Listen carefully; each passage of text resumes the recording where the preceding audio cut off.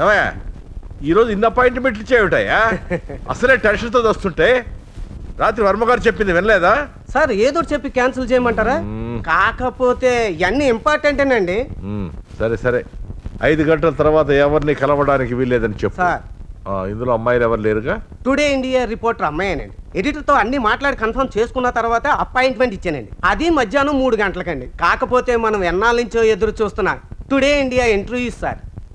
సరే సరే మన వాళ్ళందరూ ఇక్కడే జాగ్రత్తగా ఉండమని చెప్పు. సార్ ఈ రోజుల్లో కూడా ఆత్మలు దెయ్యాలు ఉన్నాయంటారా? చెప్పింది చెయ్యవయ్యా. పెద్ద వర్మగారు అనుభవంతోనే చెప్పారు. భూపతి గౌరీల హత్యలు తేదీలు వేరైన అమావాస్య రోజునే జరిగాయి. ఈ ఒక్కరోజు జాగ్రత్తగా ఉంటే తప్పేం లేదు కదా? సార్ వర్మ గారికి తెలిసింది కాబట్టి ఇంకేదైనా ఏర్పాట్లు చేయొచ్చు కదండి. ఆయన ఆ పని మీదే ఉన్నాడు, నువ్వు నీ పని మీద ఉండు.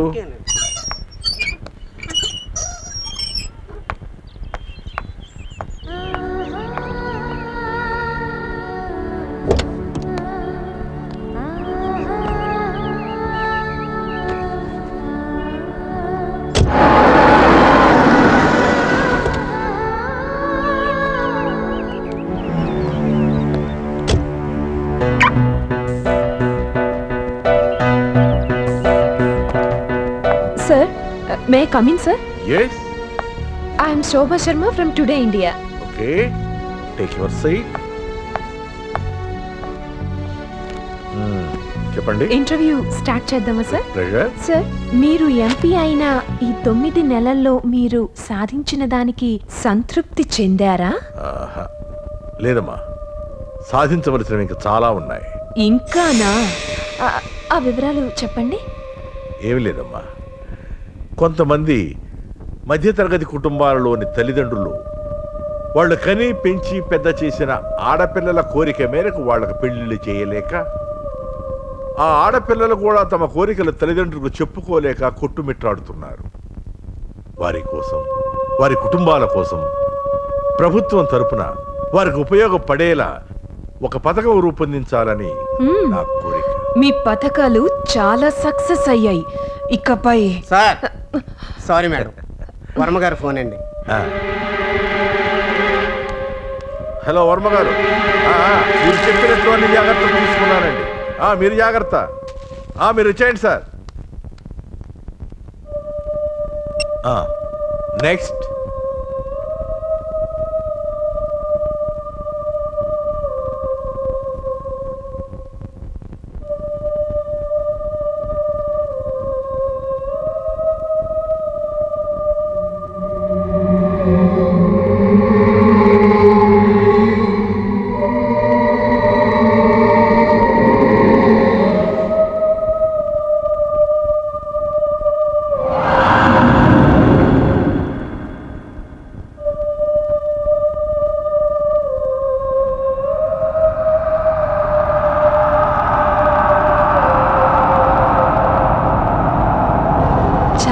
చక్కటి ఇంటర్వ్యూ ఇచ్చారు.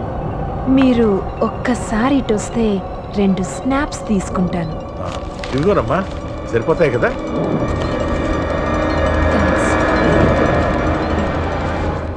మళ్ళీ వస్తాను. హలో.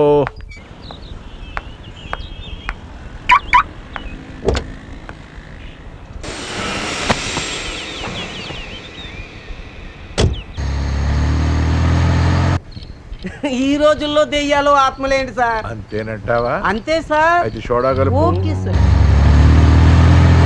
ఎప్పటిదాకా దెయ్యాలు లేవు ఆత్మలు లేవంటూ మీటింగులు చెప్పిన వాడివి 12 అవటానికి 10 నిమిషాల ముందే జారుకుంటానంటావే?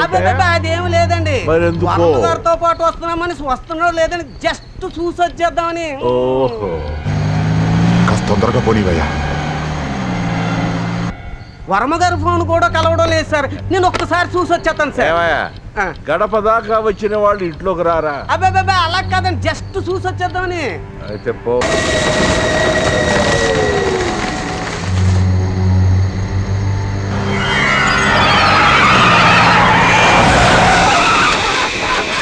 ఏమైందయ్యా? ఉన్నట్టుండి కారు ఆగిపోయింది సార్. త్వరగా స్టార్ట్ చేయవయ్యా.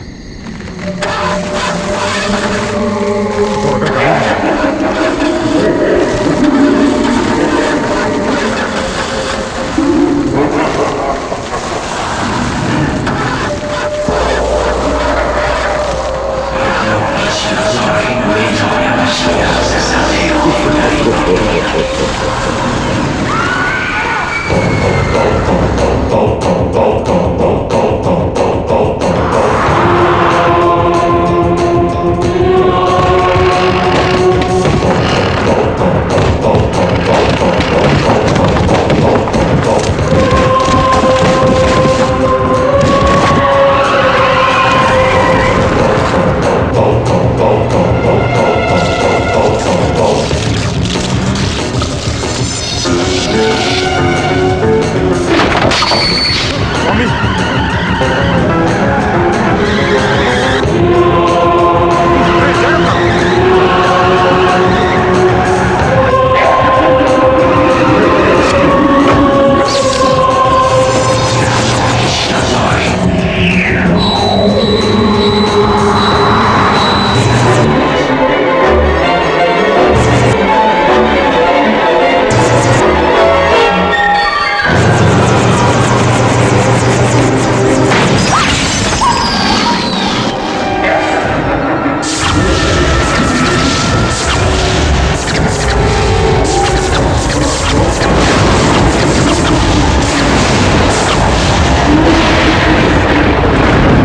మీరెవరినో తీసుకొస్తున్నారనుకున్నానే కానీ నా ప్రాణాలను కాపాడే దేవుణ్ణే తీసుకొస్తున్నారని అనుకోలేదు. నాకు అనుమానం వచ్చి స్వామివారిని కలిశాను. జరుగుతున్న దారుణాల గురించి, భూపతి గౌరీల హత్యలు, వాటి వివరాలు స్వామివారికి తెలియజేశాను. స్వామివారు క్షుద్ర పూజలో కూర్చుని ఇది ఖచ్చితంగా ఆత్మ పనేనని తేల్చారు. ఈసారి క్షుద్ర పూజలో నీవంతన్నట్టు తేలింది. పూజ అయిన అనంతరం స్వామివారు నేను నీ దగ్గరికి బయలుదేరాం. కొంత ఆలస్యంగానైనా సరే సరి అయిన సమయానికి చేరుకుని నీ ప్రాణాలు కాపాడి నా ఊపిరి నిలిపారు స్వామివారు. ఆ ఆత్మ చాలా శక్తివంతమైంది. ప్రళయం లాంటి పగతో రగిలిపోతున్న ఆత్మది. మీరొక స్త్రీని దారుణంగా హింసించి చంపారు. ఆ స్త్రీ వివరాలు నాకు ఇప్పుడు తెలియాలి. మీకెలాంటి భయమో అనుమానము లేకుండా జరిగిన విషయాన్ని నిర్భయంగా చెప్పండి. మీరుండగా మాకేం భయం స్వామి. చెప్తాను స్వామి, చెప్తాను. తరతరాలుగా జమీందారీ వంశం మాది. అప్పటి నుండి ఇప్పటి వరకు ఎదురు లేకుండా ఏలుతున్న ఊరది. వయసు పెరిగినా బుద్ధి పెరగని ఒక్కడే కొడుకు నాకు. మంచాన పడ్డ భార్య. ఆమె కోరిక మేరకు నా స్థాయి తగ్గించుకుని బుద్ధిమంతురాలని నమ్మి ఓ పేదింటి పిల్లను నా కోడలిగా తెచ్చుకున్నాను. కానీ ఆ నీచురాలు మా వంశ మర్యాద మంట కలిపి మా వంశానికే తీరని మచ్చ తెచ్చింది. ఆ బజారుది ఎంత బరి తెగించిందంటే,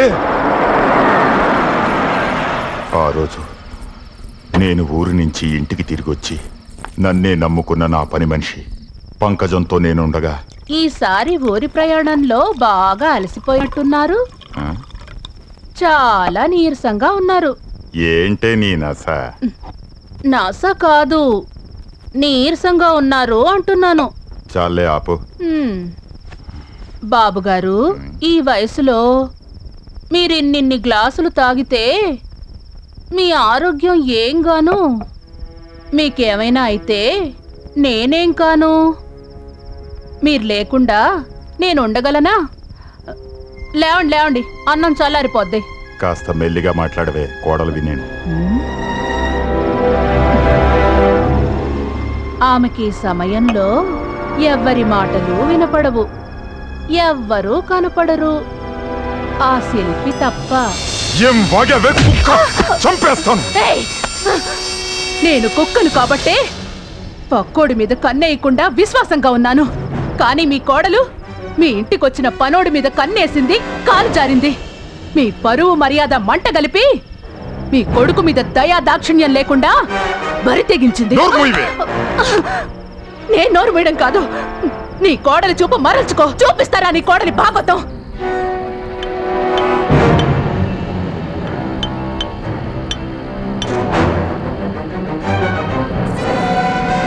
చూసారుగా, పగలైతే శిల్పంతో ఆడుకుంటున్నారు, రాత్రైతే నీ కోడలే. చచ్చా, చెప్పలేను, రండి కూర్చోండి. దరిద్రపు దాన్ని ఆవేశం ఆపుకోలేక అన్నం తినే ముందు మీ మనసు పాడు చేశాను. అన్నం ఎలా సహిస్తుంది ఎంత దారుణం చూసిన తర్వాత? నేను చూసిన దారుణాన్ని మీరు చూడకూడదని ఆ దేవుణ్ణి వేడుకున్నాను. అసలేం జరిగింది? ఎలా జరిగింది? దీనికింత బరితెగింపు ఎలా వచ్చింది? బరితెగింపు ఆమెకి కొత్త కాదంట.